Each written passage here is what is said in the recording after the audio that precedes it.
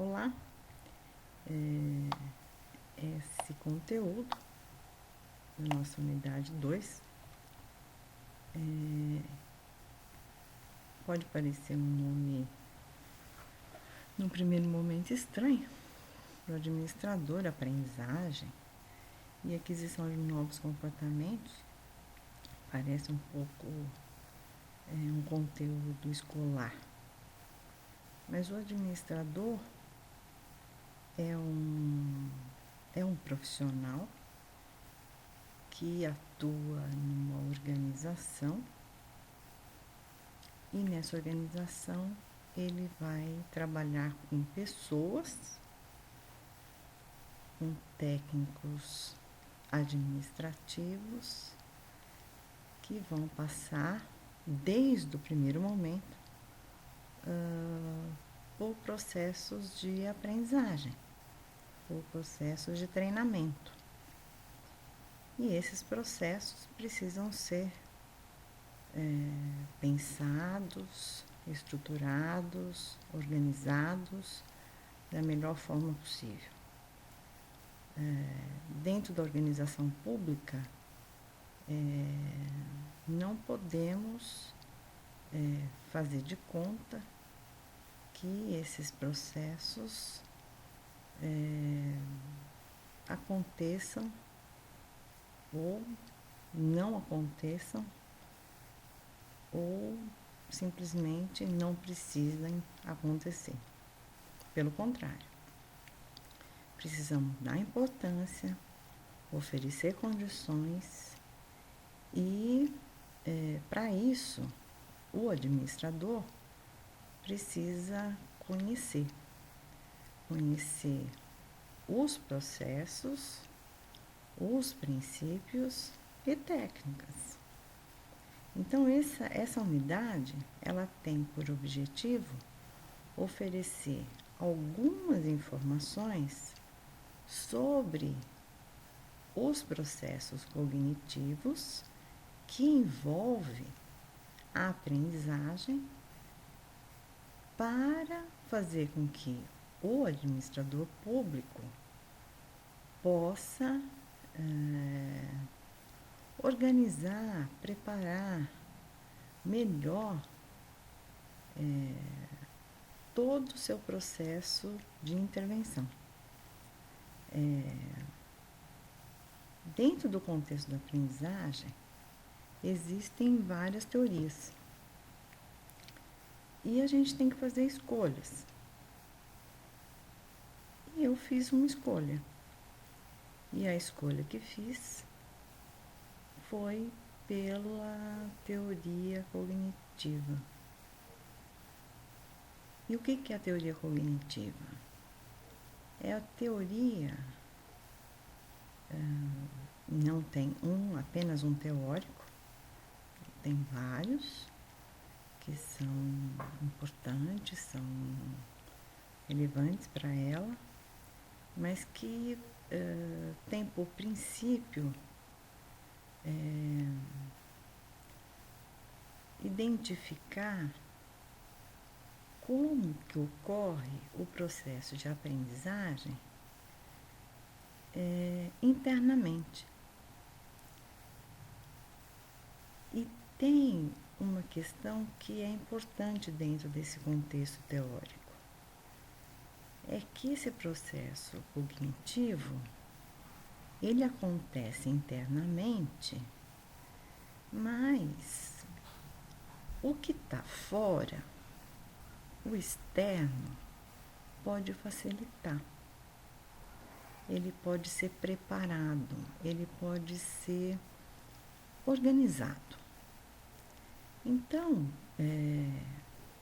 se a gente considera que o processo cognitivo ele é interno e de alguma forma nós podemos facilitar esse processo, a gente pode concluir que nos nossos processos de aprendizagem, e aí qualquer processo de aprendizagem,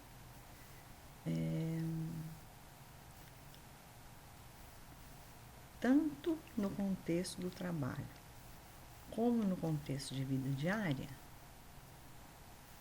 os ambientes deveriam ser preparados para oferecer melhores condições para os indivíduos terem condições de aprender.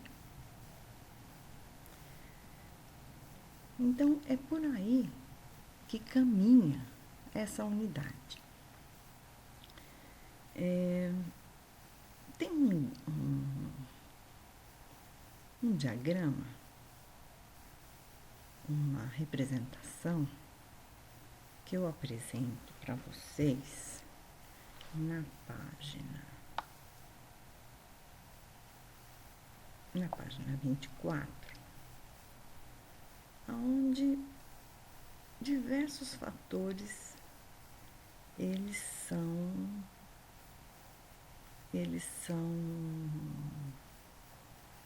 imbricados, eles são relacionados. Fatores culturais, fatores biológicos, fatores sociais, fatores históricos, fatores emocionais, fatores culturais. E isso nós já falamos na unidade 1. Que todos esses fatores, de alguma forma, eles são importantes para a formação do indivíduo. E no contexto da aprendizagem, isso também vai acontecer. Tudo que acontece com o ser humano, ele é importante, ele vai ser importante no contexto da formação do indivíduo. Então, é claro que as experiências que o indivíduo passa no decorrer da sua vida vão determinar a sua forma de olhar e de pensar e de se relacionar com o mundo. E o aprender nada mais é do que um outro processo. O processo de identificação, de percepção,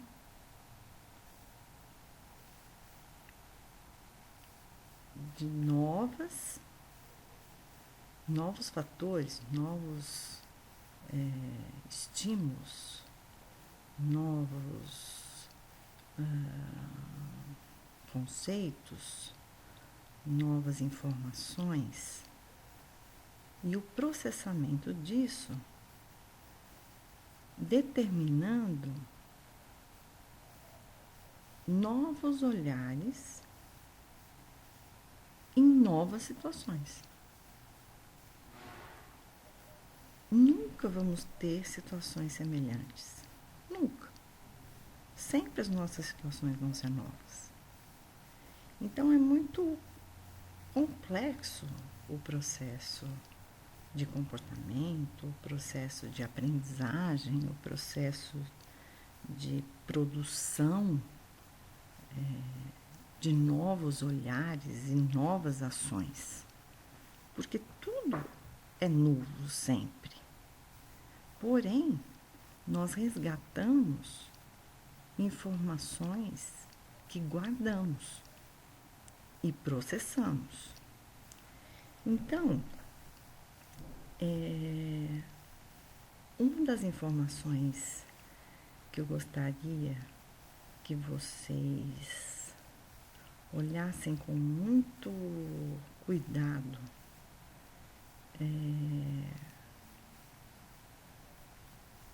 com muito cuidado mesmo, é a representação que está na página 27. É uma representação das fases do processo de aprendizagem.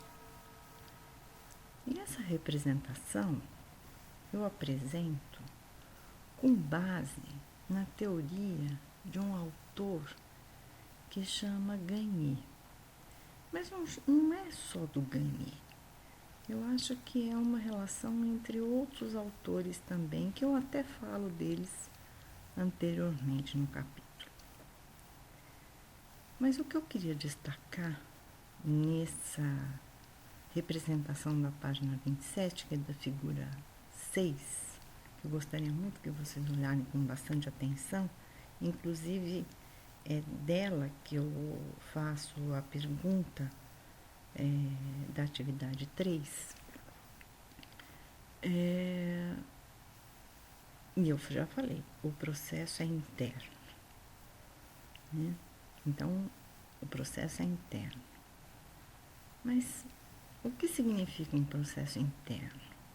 Significa que ele acontece dentro. Mas para que ele aconteça dentro, alguma coisa tem que ser despertada, tem que ser estimulada, tem que ser indicada. Então, a primeira fase desse processo é a motivação. E aí a gente fala assim, bom, motivação. O que é a motivação? Dentro desse contexto, a motivação é o interesse. É o interesse em aprender algo. É o interesse em realizar algo. É o interesse em fazer alguma coisa. É muito comum o indivíduo iniciar a leitura de um texto simplesmente porque alguém mandou, simplesmente porque o professor mandou. E é comum também, quando ele inicia essa leitura do texto, ele chegar no segundo, terceiro parágrafo do texto, não entender, nem lembrar o que ele leu no primeiro parágrafo do texto.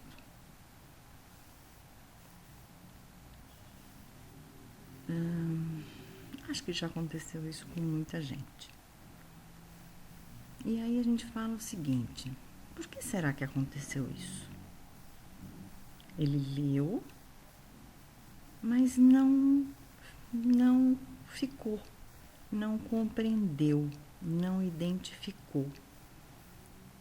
Nesse processo, o que aconteceu é que o indivíduo não fez o processo, não iniciou o processo. Ele não tinha interesse real em ler o texto. Ele não tinha uma pergunta, um foco. Ele simplesmente tinha que ler o texto. Mas ele não estava realmente interessado no texto. É diferente quando você tem um objetivo específico, onde você tem uma procura específica. Não, eu preciso de alguma coisa, eu vou procurar isso. É totalmente diferente. Então, a motivação é realmente o interesse. Só que esse interesse, ele tem que vir de algum lugar que seja real. E isso já começa uma dificuldade. Começa ser muito complexo. E se não começa, não começa.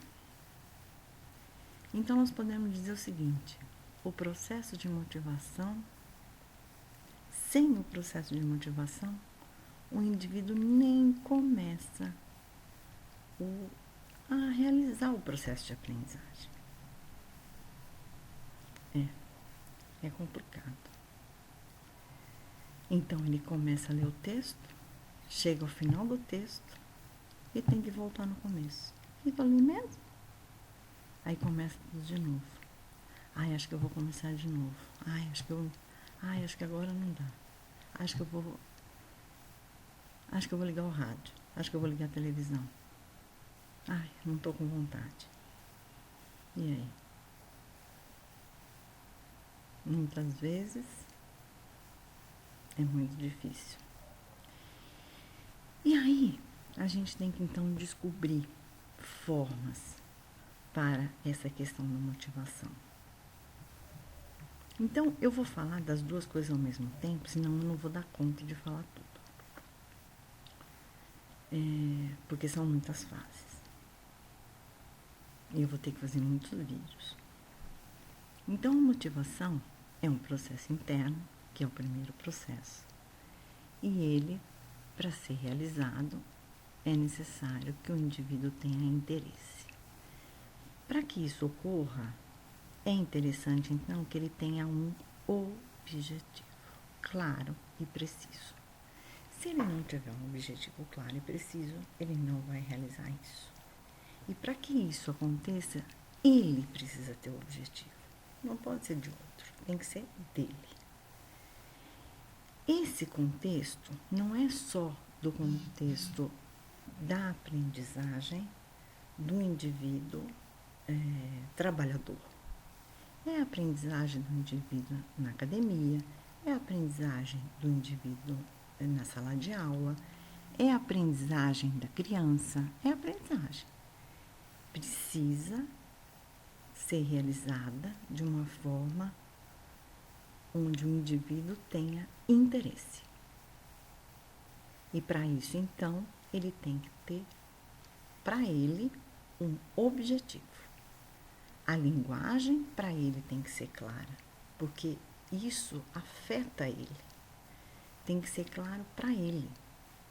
Então, olha só, eu falei que o processo é interno, mas o ambiente externo pode facilitar. Ninguém tem interesse em algo que não é importante para ele, que não chega nele, que não vai modificar alguma coisa para ele. Eu não compro um produto que eu não sei para que serve. Eu não vou comprar um livro que não tem nada a ver comigo. Eu não vou ler um texto que não tem nada a ver comigo. Então eu preciso descobrir mecanismos que faz com que a motivação de fato seja realizada.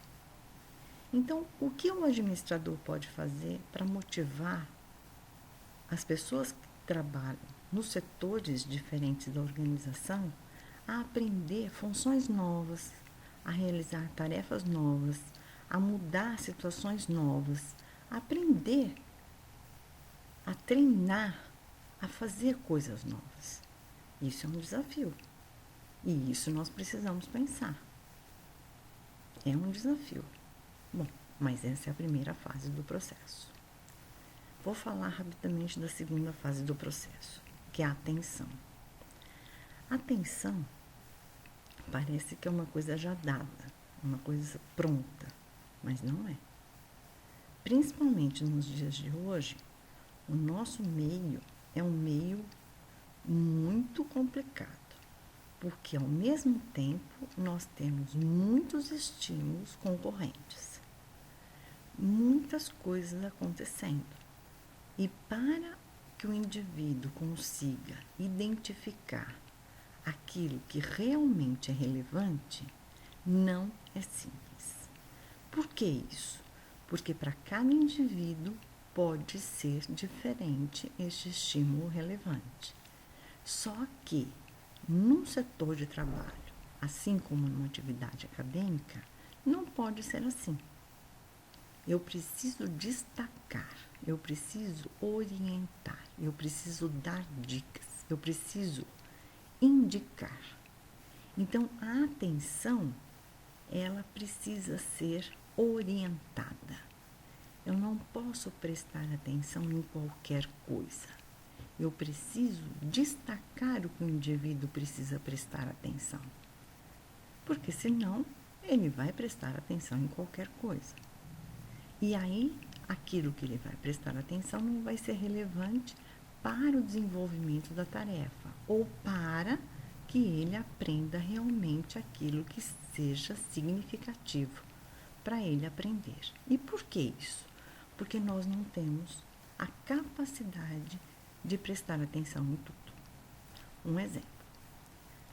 É muito comum a gente assistir um filme, pode ser no cinema ou na televisão, e eu prestar atenção numa cena e quem está ao meu lado prestar atenção em outra cena, no mesmo filme. E num comentário, a pessoa pergunta para mim: você viu tal cena? Você viu tal coisa acontecendo? Eu falo: não vi. Mas como você não viu?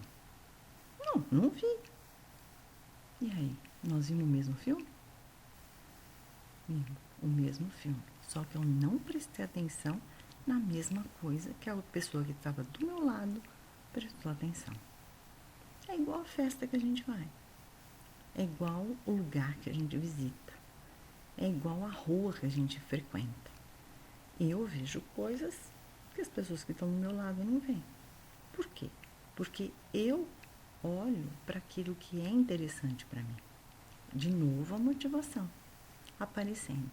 E aí, olha, a motivação, o interesse. A atenção, então, a motivação determinou meu interesse. Aquilo que é interessante, eu paro. E aí, então, eu paro e presto atenção.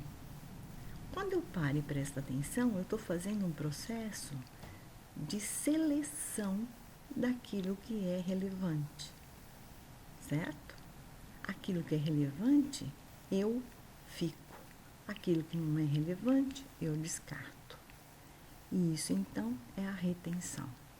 Por isso que eu guardo algumas coisas e outras não. E isso é a retenção. Eu guardo algumas coisas e outras não. Ficou claro?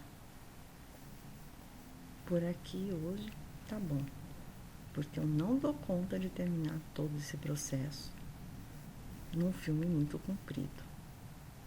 Então eu falei da motivação, eu falei da atenção e eu falei da retenção. A motivação é fundamental para o processo iniciar. A atenção, eu faço a identificação dos estímulos relevantes. E a retenção é o momento que eu guardo a informação que eu selecionei, mas eu preciso guardar. Aquele que fala que a gente não precisa guardar informação está extremamente equivocado. Eu só consigo fazer uma intervenção na área que eu escolhi se eu tenho informação. Se eu não tenho informação, eu não consigo fazer intervenção. O bom médico, o bom psicólogo, o bom administrador é aquele que tem informação. Aquele que tem informação é aquele que guardou a informação. É aquele que tem técnicas, aquele que tem conteúdo.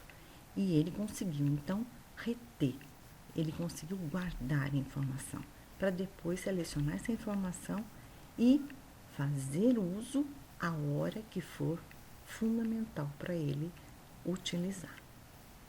Tudo bem? Obrigada.